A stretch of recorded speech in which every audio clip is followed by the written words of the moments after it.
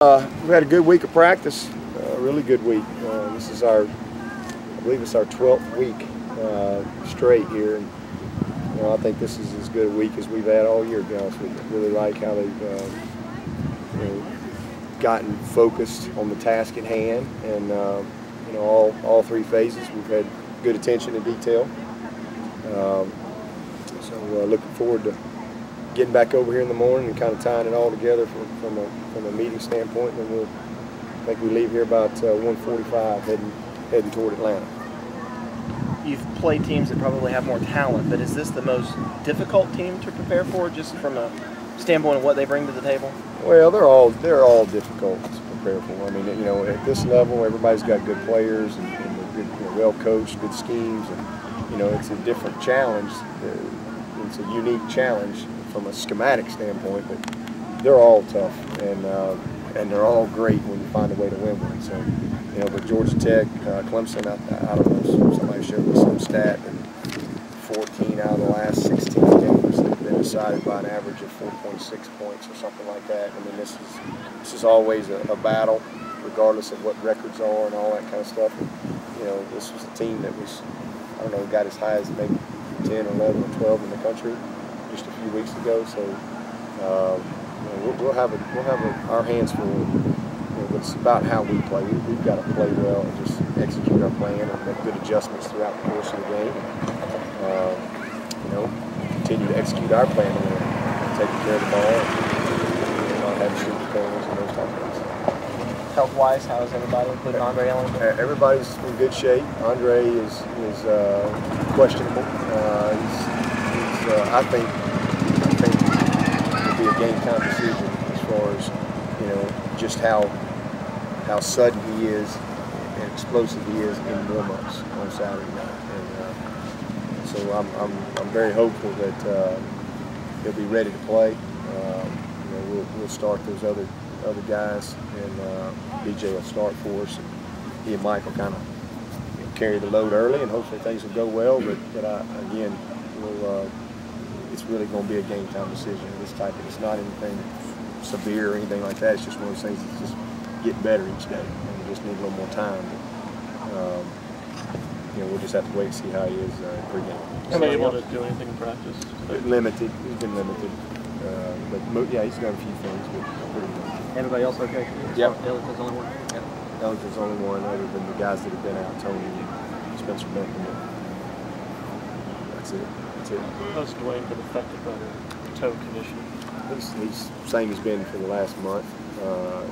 Really been dealing with a bum toe here for 3 or 4 weeks, but he practiced really well today. It's one of those things on game day, he gets a shot in it, and not like CJ. CJ was here.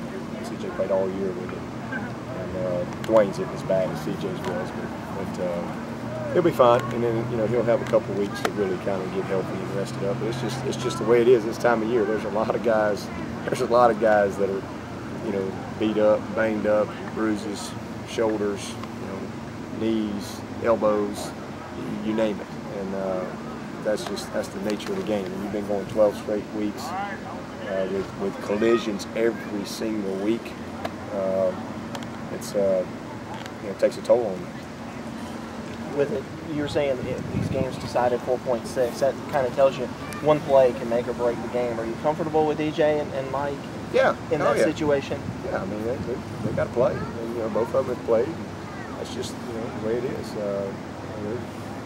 DJ went in and was the leading rusher against Auburn. The first game he's ever really played in, to be honest with you.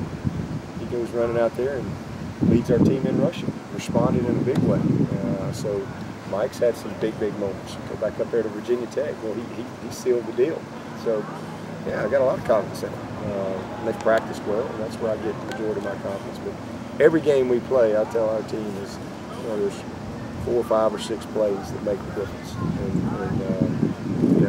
you got to be ready to make those plays. And our team has made them to this point, and so nothing changes from that standpoint. What do your GAs like, Justin Stepp? What do they mean to your program? GAs? Yeah. Oh, golly. those are the guys that get the work done. You know, they're incredibly valuable. Do a tremendous job in a support role. And, you know, do a ton of research and just minutia type work that's got to be done. You know, and they're usually always a week ahead from where we are. You know, so obviously we have an open day next week. But when we came in here Sunday, you know, they already had everything on Georgia Tech ready to go because they had been working the whole last week. You know, getting scout teams ready and doing all that for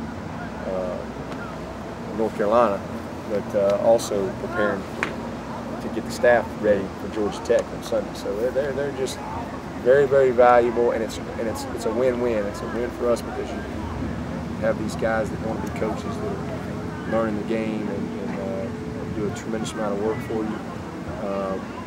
But in it for them, they're getting an opportunity to be around great coaches, learn the big picture from a program standpoint in all areas, so that they have a chance to further their careers.